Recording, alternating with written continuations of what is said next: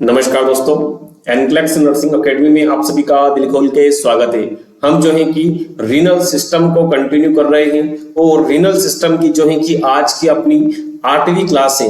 7th class playlist में जाकर के व्यवस्थित मैंने सिस्टम वाइज वहां पर जमा रखी है, आप लोग वहां पर जाकर के देख सकते हैं। बहुत ही इजी लैंग्वेज में आप लोगों के लिए मैंने नोट्स प्रिपेयर्ड किए हैं, इनको सेम एज अपने नोटबुक में उतारिएगा और एक बार यदि आपने मेरे द्वारा समझ लिया तो आपको भविष्य में किसी भी अध्यापक से समझने की आवश्यकता नहीं पड़ेगी, क्योंकि ये नोट्स ही इतनी इजी है कि एक बार के बाद कभी अपन भूल नहीं सकते। ठीक है, तो चलिएगा देर न करते हुए नेफ्रोटिक सिंड्रोम को अपन शुरू करते हैं। नेफ्रोटिक सिंड्रोम के अंदर देखिएगा यह क्या होता है। यह एक क्लिनिकल सिंड्रोम होता है। थोड़ा पेन बड़ा है। यह क्या होता है?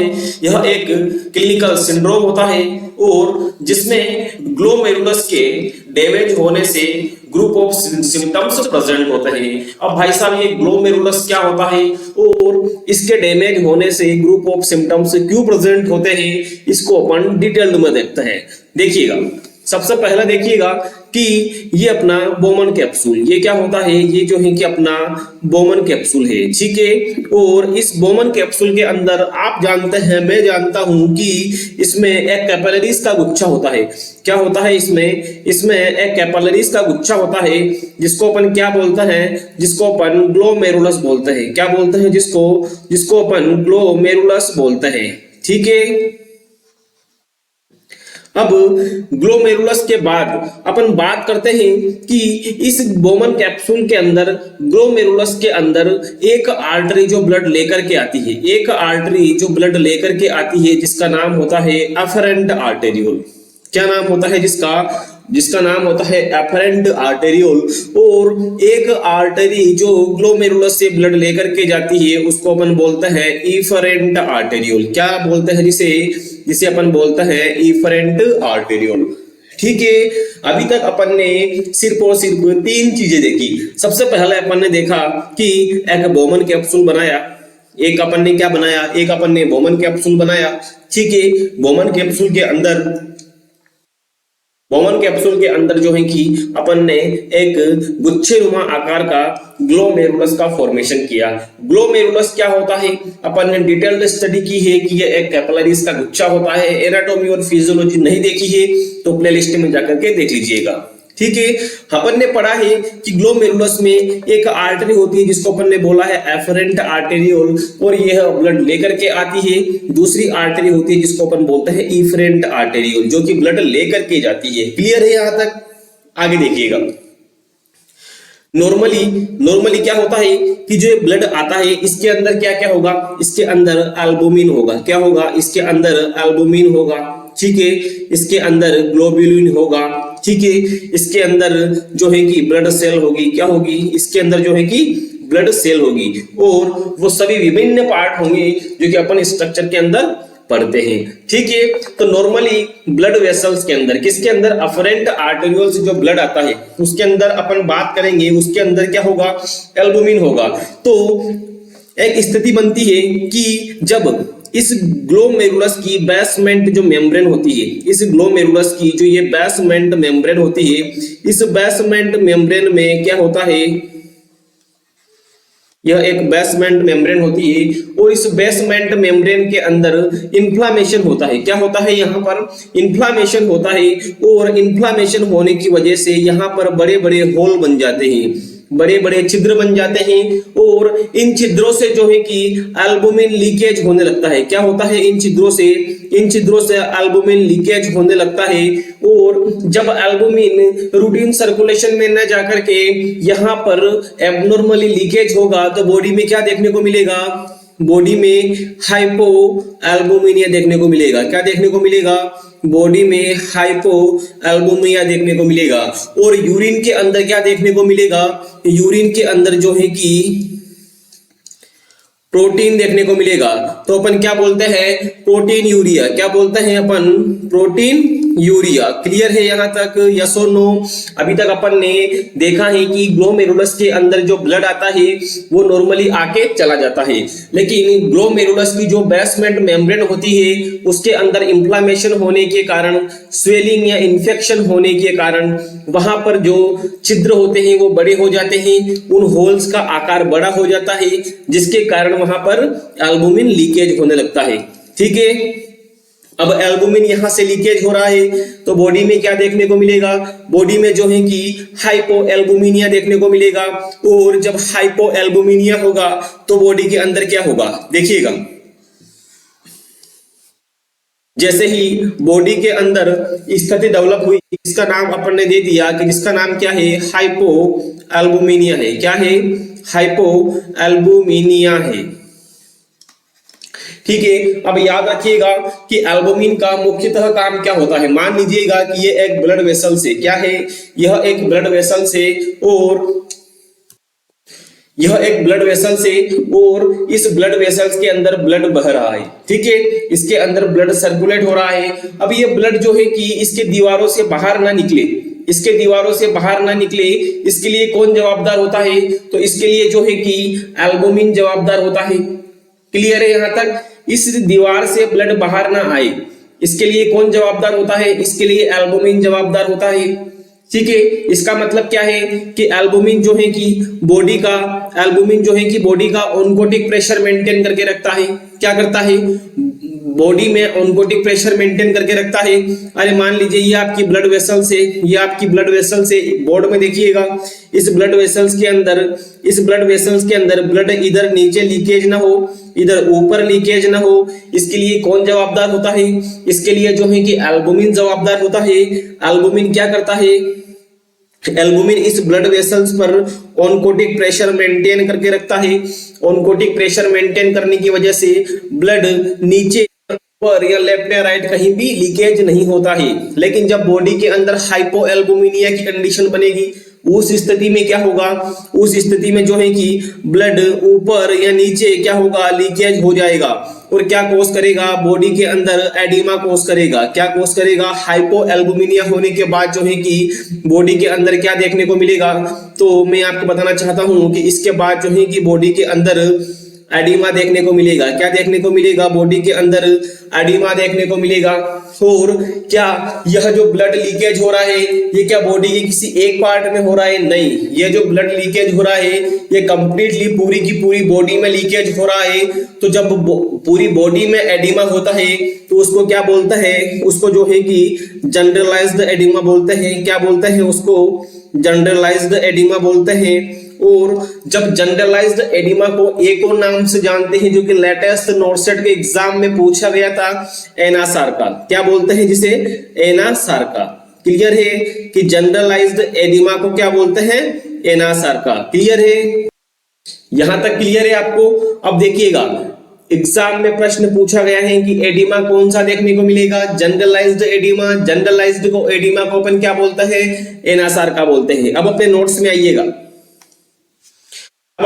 में आइएगा, अपन ने देखा है कि नेफ्रोटिक सिंड्रोम के बारे में अपन पढ़ रहे हैं। अपन किसके बारे में पढ़ रहे हैं? अपन नेफ्रोटिक सिंड्रोम के बारे में पढ़ रहे हैं। अब नेफ्रोटिक सिंड्रोम क्या होता है? यह एक क्लिनिकल सिंड्रोम होता है। क्या होता है? क्लिनिकल सिंड्रोम होता है। अब इसको सिंड्रोम क्यों बोला? क्योंकि इसके अंदर ग्रुप ऑफ सिम्टम्स प्रेजेंट होते हैं। जैसे कि बॉडी में पहले हाइपो एल्बुमिनिया होगा, हाइपो एल्बुमिनिया होने के बाद एडिमा होगा तो क्या होगा? बॉडी के अंदर फुल स्वेलिंग आ जाएगी। तो ग्रुप ऑफ सिम्टम्स प्रेजेंट रहते हैं, इसकी वजह से इसे क्या बोला है? सिंड्रोम बोला है। ठीक है, इसमें ग्लोमेरुलस के डैमेज होने से ग्रुप ऑफ सिम्टम्स प्रेजेंट होंगे। मेन कारण तो क्या है इसका कि ग्लोमेरुलस जो होता है इसकी जो बेसमेंट मेम्ब्रेन में स्वेलिंग आ जाती है, जिससे वो डैमेज हो जाता है, वहां पर छिद्र बड़े हो जाते हैं, जिससे एल्बुमिन लीकेज होने लगता है। और एल्बुमिन लीकेज होता है तो बॉडी में हाइपो एल्बुमिनिया की कंडीशंस बनती है। जब बॉडी में हाइपो एल्बुमिनिया की कंडीशन बनती है तो ऑन्कोटिक प्रेशर मेंटेन नहीं हो पाता, जिसकी वजह से बॉडी में फ्लूइड लीकेज होने लगता है। बॉडी में फ्लूइड लीकेज होगा तो उसे अपन क्या बोलते हैं? उसे अपन जो है कि जनरलाइज्ड एडिमा बोलेंगे, क्योंकि पूरी बॉडी में फ्लूइड लीकेज हो रहा है। और जनरलाइज्ड एडिमा को ही क्या बोला जाता है? एनासार्का बोला जाता है। क्लियर है यहां तक? यस और नो?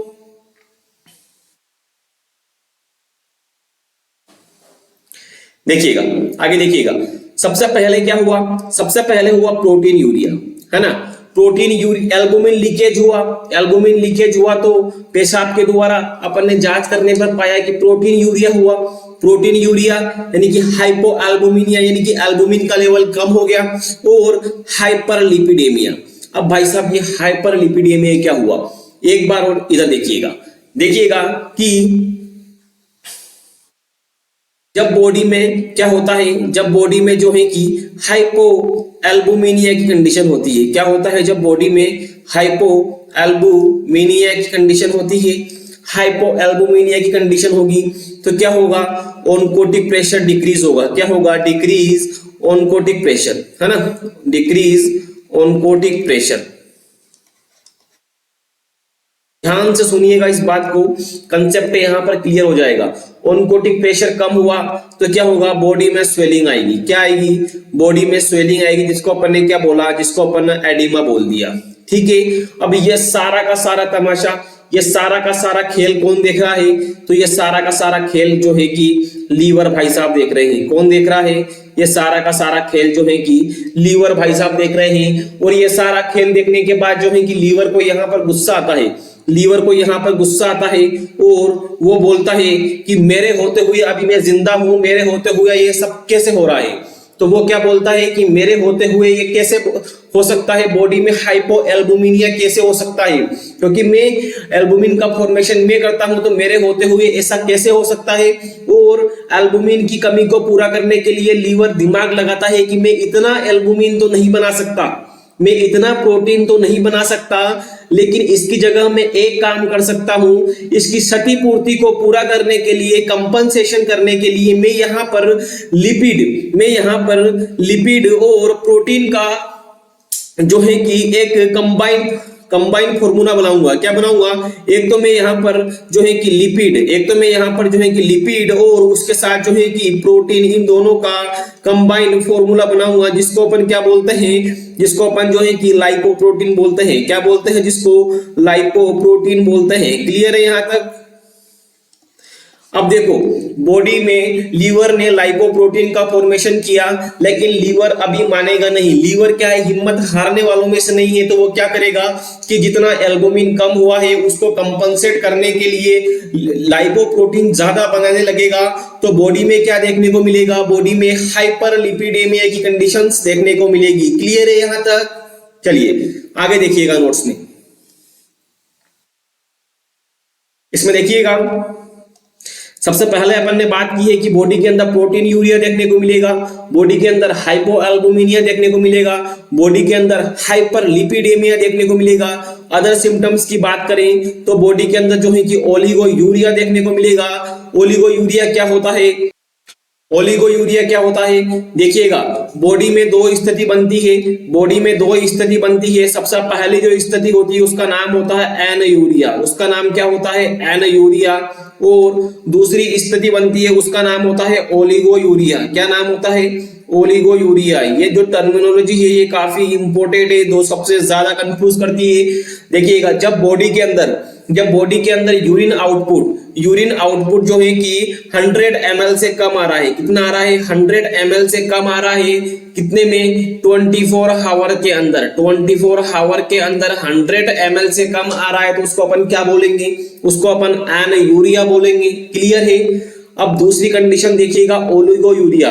जब बॉडी के अंदर यूरिन आउटपुट 100 ml से ज्यादा आ रहा है लेकिन 400 ml से कम आ रहा है, 100 ml से ज्यादा आ रहा है लेकिन 400 ml से कम आ रहा है, तो उस स्थिति को अपन क्या बोलेंगे 24 आवर में, तो उसको अपन जो है कि ओलिगो यूरिया बोलेंगे। क्लियर है। आपको समझ में आ गया कि एन यूरिया का मतलब क्या होता है। एन यूरिया का मतलब होता है कि जब बॉडी के अंदर यूरिन का फॉर्मेशन 100 ml से कम हो रहा है 24 घंटे के अंदर, इसको अपन बोलेंगे एन यूरिया। दूसरी स्थिति आती है ओलिगो यूरिया, जब बॉडी के अंदर जो है कि यूरिन का फॉर्मेशन 100 ml से ज्यादा एंड 100 ml से ज्यादा और 400 ml से कम आ रहा है, इसका मतलब वो क्या कंडीशंस कहलाएगी, वो कहलाएगी ओलिगो यूरिया। क्लियर है यहां तक। आगे बॉडी के अंदर ओलिगो यूरिया हो जाएगा और सीरम क्रिएटिनिन लेवल बढ़ जाएगा और सीरम यूरिक एसिड लेवल बन जाएगा और हीमेचूरिया होगा।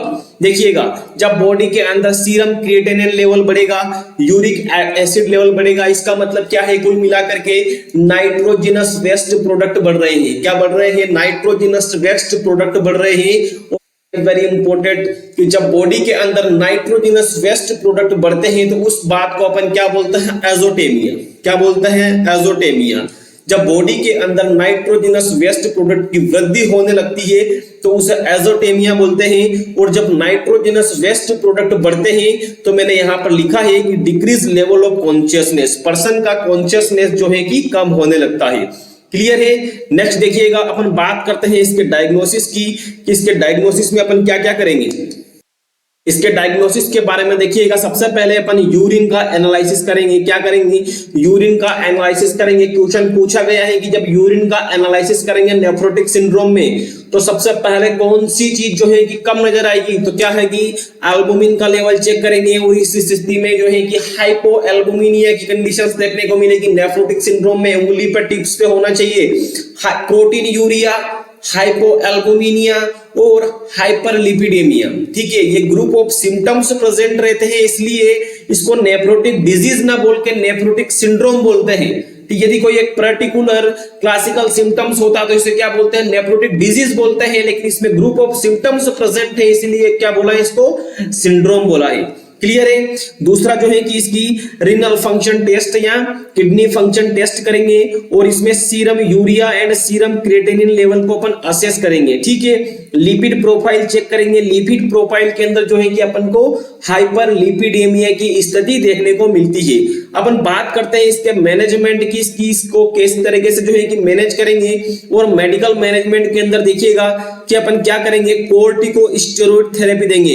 लेटेस्ट ईएसआईसी के अंदर पूछा गया एमसीक्यू है कि यदि अपन नेफ्रोटिक सिंड्रोम वाले पेशेंट को कोर्टिकोस्टेरॉइड थेरेपी दे रहे हैं और उसको इफेक्टिवनेस का अपन को पता करना है कि ये थेरेपी जो है कि इफेक्टिव है कि नहीं है, तो इस थेरेपी को इफेक्टिवनेस चेक करने के लिए, इस थेरेपी की इफेक्टिवनेस चेक करने के लिए हमेशा प्रोटीन यूरिया को चेक करेंगे। क्यों? क्योंकि यदि प्रोटीन यूरिया कम हुआ है तो इसका मतलब ये इफेक्टिव है। क्या है? यदि प्रोटीन यूरिया की स्थिति कम हुई है तो ये जो थेरेपी है ये इफेक्टिव है। क्लियर है? दूसरी बात है, हम डायूरेटिक देंगे। डायूरेटिक देंगे तो क्या होगा? इंक्रीज यूरिन आउटपुट, यानी कि अपन ने पढ़ा है ओलिगो यूरिया की स्थिति को डिक्रीज करने के लिए, यूरिन आउटपुट बढ़ाने के लिए अपन क्या देंगे? डायूरेटिक देंगे। और जिससे क्या होगा? वेस्ट प्रोडक्ट बाहर निकलेंगे, नाइट्रोजनस वेस्ट प्रोडक्ट बाहर निकलेगा तो एजोटेमिया का लेवल डिक्रीज होगा। क्या होगा? डिक्रीज एजोटेमिया। जब एजोटेमिया डिक्रीज होगा तो इंक्रीज लेवल ऑफ कॉन्शियसनेस, तो कॉन्शियसनेस का जो लेवल है वो अपने आप बढ़ जाएगा। क्लियर है? आगे देखिएगा। और मेडिकल मैनेजमेंट में जो है कि अपन लिपिड लोअरिंग एजेंट देंगे जो कि लिपिड के लेवल को कम करे, हाइपर लिपिडीमिया की स्थिति कम करे। इसके लिए अपन क्या देंगे? एटोरवेस्टिन। ठीक है, और आईवी रूट से एल्बुमिन या डेक्सट्रोज देंगे, जिससे चलते क्या होगा? Increase oncotic pressure, oncotic pressure बढ़ेगा तो डिक्रीज एडिमा, एडिमा कम हो जाएगा। क्लियर है? नेक्स्ट बात करते हैं अपन नर्सिंग मैनेजमेंट की, कि नर्सिंग मैनेजमेंट इसके अंदर क्या क्या करेंगे। सबसे पहले जो है कि अपन वाइटल साइन चेक करेंगे। क्या करेंगे? सबसे पहले अपन वाइटल साइन चेक करेंगे, इनटेक आउटपुट चार्टिंग करेंगे, डेली वेट चेकअप करेंगे और बेड रेस्ट देंगे। ठीक है, इसके साथ में अपन साइकोलॉजिकल सपोर्ट देंगे। क्लियर है? अब आगे देखिएगा, very very important dietary management. Dietary management से क्वेश्चन हमेशा पूछा जाता है कि नेफ्रोटिक सिंड्रोम के अंदर डाइट कैसे क्या देंगे, कौन कौन सी जो है कि डाइट को अपन मैनेज करेंगे, कौन सी डाइट जो ज्यादा देंगे और कौन सी डाइट जो है कि कम देंगे। तो इसके अंदर देखिएगा, सबसे पहली बात डाइटरी मैनेजमेंट में देखिएगा, सबसे पहले जो है कि अपन लो साल्ट डाइट देंगे। क्या देंगे? लो साल्ट डाइट देंगे। ऐसा क्यों? अरे भैया, बॉडी के अंदर फ्लूइड का रिटेंशन हो रहा है, बॉडी में एडिमा देखने को मिल रहा है, ऑलरेडी बॉडी जो है कि फ्लूइड से फुलफिल हो चुकी है, बॉडी पूरी तरीके से भर चुकी है, फिर भी फ्लूइड देकर के क्या करना है? तो अपन क्या करेंगे? इसमें लो साल्ट डाइट, लो सोल्ट देंगे। क्लियर है? अब लो प्रोटीन देंगे। क्या देंगे? लो प्रोटीन देंगे। अब भाई साहब बहुत सारे सोच रहे होंगे कि सर बॉडी में वैसे भी हाइपोएल्बुमिनिया हो रहा है। क्या हो रहा है? बॉडी के अंदर वैसे ही हाइपोएल्बुमिनिया हो रहा है और आप बोल रहे हैं कि इसको लो प्रोटीन डाइट दे दो। अरे जब प्रोटीन डाइट देंगे, ज्यादा प्रोटीन देंगे तो प्रोटीन का ब्रेकडाउन होगा, यूरिक एसिड और क्रिएटिनिन का फॉर्मेशन होगा, एजोटेमिया का लेवल बढ़ेगा, बॉडी में कॉन्शियसनेस फिर डिक्रीज हो जाएगा।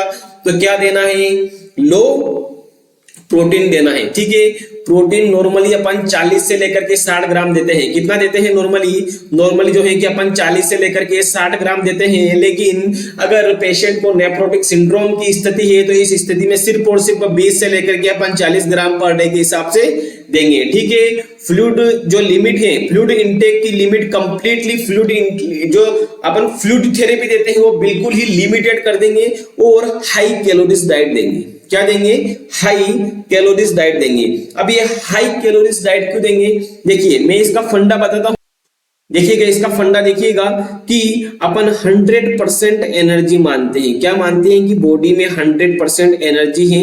अब 100% एनर्जी में देखिएगा कि 70% एनर्जी जो है, 70% एनर्जी जो है किससे आ रही है, कार्बोहाइड्रेट से आ रही है साहब।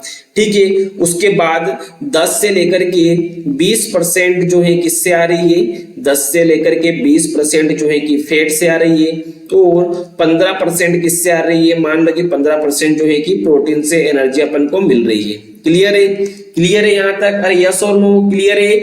70% मैंने माना है कि कार्बोहाइड्रेट से एनर्जी मिल रही है, 10 से लेकर के 20% मैंने माना है कि फैट से एनर्जी मिल रही है और 15% मैंने माना है कि प्रोटीन से एनर्जी मिल रही है।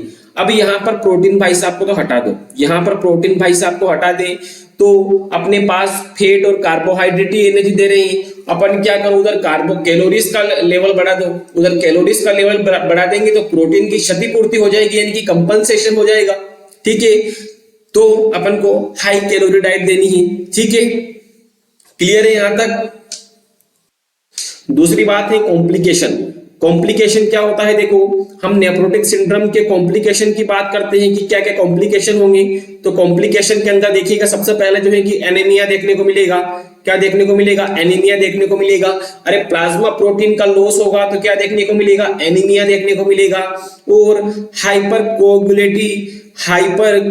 कोएगुलेबिलिटी विद थ्रोम्बोएम्बोलिज्म। अब भाई साहब ये क्या होता है, जब ब्लड के अंदर क्लॉट सर्कुलेट होने लगता है, जब ब्लड के अंदर क्लॉट सर्कुलेट होने लगता है तो उसको अपन क्या बोलते हैं, थ्रोम्बोएम्बोलिज्म बोलते हैं। क्या बोलते हैं उसको, थ्रोम्बोएम्बोलिज्म बोलते हैं। क्लियर है। आपको नेफ्रोटिक सिंड्रोम की क्लासेस कैसी लगी, हमारी क्लासेस आपको कैसी लगती है, मुझे कमेंट में जरूर बताइएगा। और हम पूरा नर्सिंग का सिलेबस कंप्लीट करने की कगार पे हैं, बहुत जल्दी जो है कि पूरा का पूरा सिलेबस कंप्लीट कर देंगे। क्लियर है, थैंक यू सो मच।